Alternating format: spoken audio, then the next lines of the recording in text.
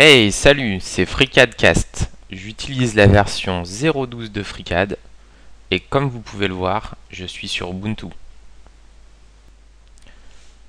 Dans le monde réel, la plupart des objets qu'on peut trouver sont souvent fabriqués avec des trous. Ça peut être des trous pour faire passer, comme dans le cas de cet exemple de moteur, des pistons, mais aussi des tuyaux ou encore fixer des systèmes de vissage.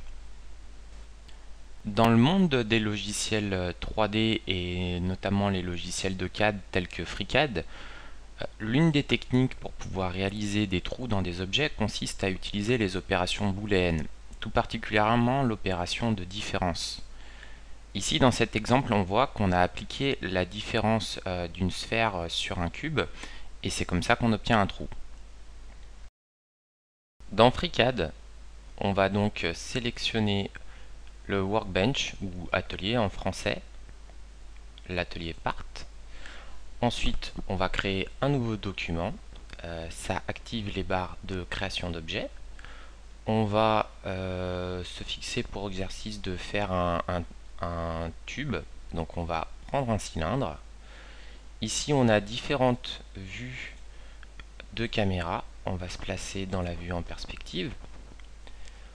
On va créer un deuxième cylindre. Donc on a deux cylindres les uns sur les autres. On prend notre deuxième cylindre et là on va choisir l'onglet Data et Radius. On va tout simplement modifier le rayon. On va mettre 1,80. Voilà. Sur notre visuel, on voit bien qu'il y a les deux cylindres qui sont superposés. Ce qu'on fait, c'est qu'on clique sur cylindre, puis on maintient la touche contrôle et on clique sur le deuxième cylindre.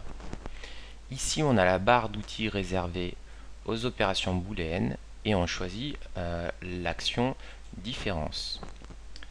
Et là, on voit bien qu'on a réussi à créer un tube en faisant la différence entre un cylindre et un autre. Il est tout à fait possible de retourner dans Data à n'importe quel moment. Pour ça, on choisit notre cylindre dans l'arborescence des objets. Et on peut changer le rayon si on le désire. Et vous voyez que la différence a été recalculée.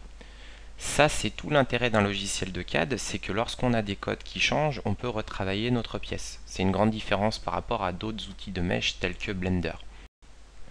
On va à présent rajouter un peu de complexité pour voir les outils de déplacement. Je viens de rajouter un cylindre supplémentaire que je vais déplacer dans l'espace. On va lui faire subir dans un premier temps une rotation. On voit ici les différents axes. Je vais m'intéresser à l'axe Y. Donc je vais lui faire subir une rotation sur l'axe Y et pas de rotation sur l'axe Z. Et ensuite, je vais lui faire un angle de 90 degrés. Donc voilà, notre cylindre a subi sa rotation. Et maintenant, on va le placer.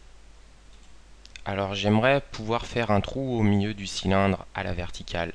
Je vais donc monter le cylindre sur l'axe Z.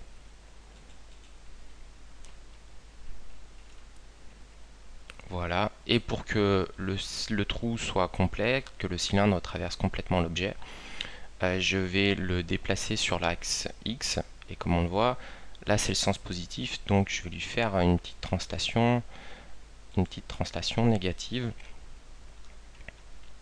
de 5. Voilà.